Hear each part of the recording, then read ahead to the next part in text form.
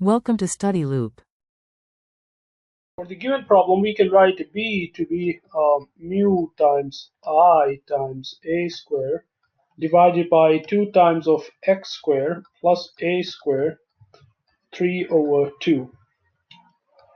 Since we are only concerned with the magnetic field directly in the center of the loop and not at any distance from it, we set x to be 0 and a is the radius of inner center, which is 0.10 meter.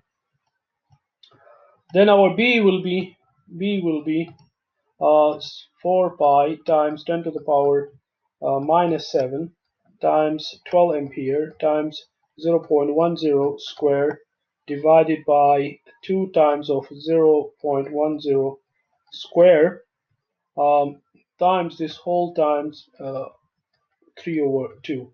This gives us b to be 7.5 times 10 to the power minus 5 Tesla. We set this answer to the expression we just used and change a to reflect the larger radius. In order for these fields to cancel each other, the current in the larger loop must be traveling in opposite direction, which is counterclockwise. Then we set 7.5 4 times 10 to the power minus 5 is equal to 4 pi times 10 to the power minus 7 I times 0.15 square divided by 2 times 0.15 square, this whole 3 over 2.